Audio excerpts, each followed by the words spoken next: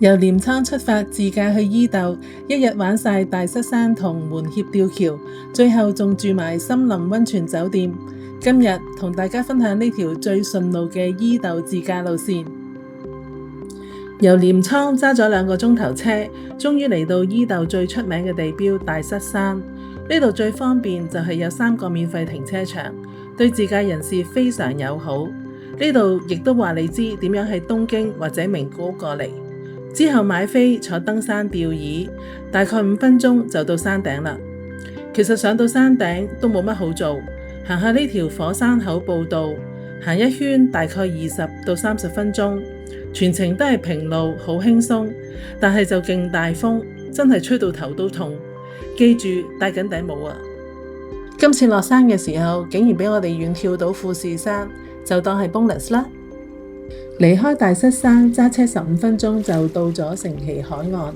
自駕嘅朋友記得導航去門歇停車場，由呢度行去門歇吊橋只需要5分鐘。呢條門歇吊橋長48公尺，離海面有23公尺高，行喺上面望住啲海浪撞擊岩石，其實都幾震撼㗎。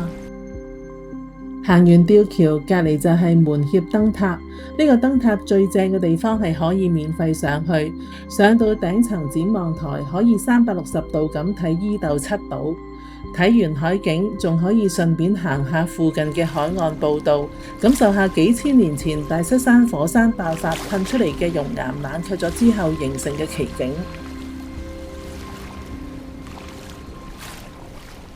玩咗大半日，終於揸車嚟到今晚住嘅八幡溫泉鄉深湯倚羅莊酒店。佢係日本共立集團嘅一間結合傳統村莊風情同現代舒適嘅療癒溫泉旅館。呢間酒店隱藏喺大片森林入面，一入到去你就感覺到好安靜，好有私人空間感。酒店差唔多24小時提供汽水、果汁、咖啡、茶。咁入房之前記住攞埋浴衣喎。呢間深湯倚羅莊唔係普通酒店，而係好似一條完整嘅日本古村落。最吸引我嘅係可以體驗下日本鄉下生活，有呢啲懷舊玩具俾住客試玩。下晝5點到7點，仲有煨番薯同埋關東煮做點心。至於溫泉方面，道之湯設有8個大浴場、露天風呂同埋3處免費嘅個室風呂，分別係石像、竹仙同埋岩座，唔需要預約㗎，只要見到鎖匙喺度就可以拎去用㗎啦。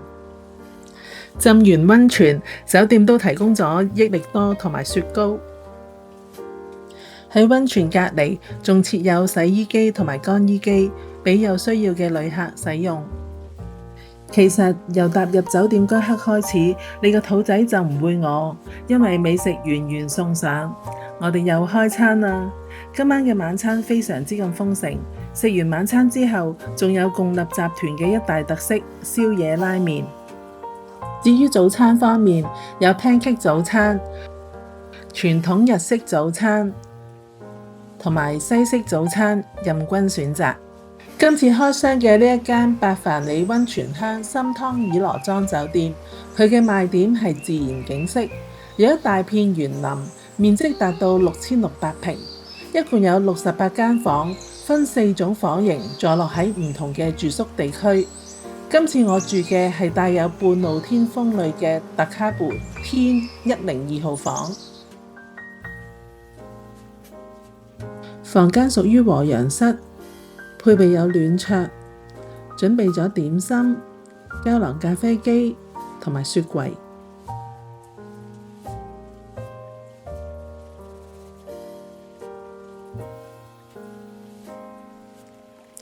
至於個半露天溫泉池，佢有2個入口，一個就喺房裏邊嘅洗面台入口，一個就係可以喺露台走入去。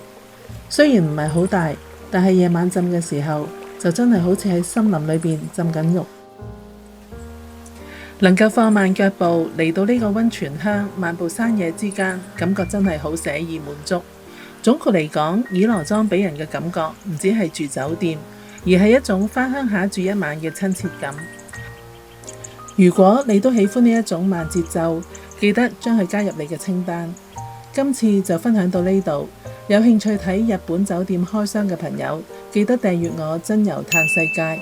下次我哋去睇幾百年歷史嘅修善寺溫泉湯迴廊谷屋，我哋下集見。